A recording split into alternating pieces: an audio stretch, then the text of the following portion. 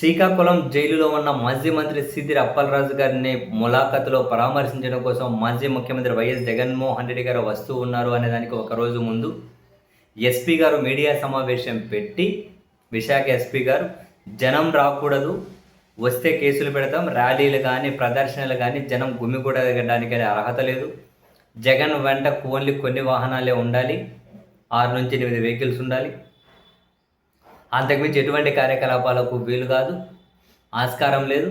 So స్ట్రిక్ట్గా చెబుతూ ఉన్నాం, ఎవరు రాకూడదనే మీడియా సమావేశం పెట్టి మరి వివరాలు వెల్లడిస్తున్నాం అని చెప్పి ఎస్పీ గారు చెప్పినప్పుడు ఒకటే అనిపించింది, జగన్ వస్తే జనం రాకుండా ఉంటారా? అసలు నాకు తెలిసి దేశంలోనే అతి పెద్ద క్రౌడ్ పుల్లింగ్ పాలిటీషియన్స్లో జగన్మోహన్ రెడ్డి గారు కూడా బహుశా ముందు వరుసలోనే ఉంటారు. ఆ స్థాయిలో జనం వస్తారా ఆయన పర్యటనలకు? మరి పోలీసులు అంతమంది మీద కేసులు పెట్టగలుగుతారా? మరి ఆయన పర్యటన ఎలాంటి టెన్షన్స్ని మిగిలించబోతుంది అనే చర్చ జరిగింది, మనం కూడా అనుకున్నాం. సరే, ఎక్కడికక్కడ నాయకులను ఆపగలిగారు, రానియకుండా చేశారు. కానీ జనాన్ని జగన్మోహన్ రెడ్డి గారు విశాఖపట్నంలో అడుగు పెట్టగానే ఆ జనం బాబోయ్ విపరీతమైన జనం. ఎంతమంది పోలీసులు కావాలి వాళ్ళని ఆపాలంటే? ఎంతమంది జనాలను ఆపుతారు? నాయకులను అయితే గుర్తిస్తారు, ఇళ్ళ దగ్గర పోయి ఆపుతారు, ఇళ్ళ నుంచి బయటకు రానియకుండా ఆపుతారు, ఎయిర్పోర్ట్కి రానియకుండా ఆపుతారు. మరి జనం ఏదో ఒక మార్గంలో జనం వచ్చేసారు.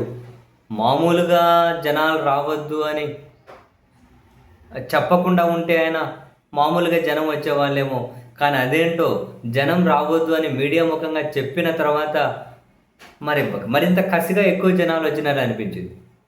విపరీతమైన జనం. ఆయన విశాఖ నుంచి శ్రీకాకుళం బయలుదేరితే రోడ్డు పొడవునా జనమే.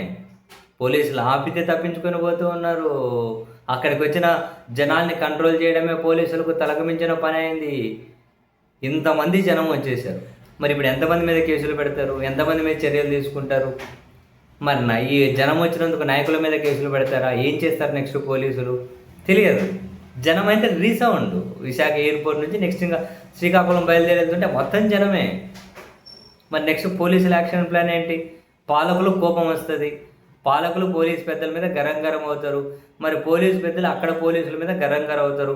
ఆ పోలీసులు ఎవరెవరి మీద గరం కావాలి కాబట్టి ఎవరి మీద కేసులు పెడతారు? నెక్స్ట్ ఏ నాయకులను దీనికి బాధ్యులుగా చేస్తారు ఇంతమంది జనం రావడానికి అనేది ఇంట్రెస్టింగ్, చూడాలి.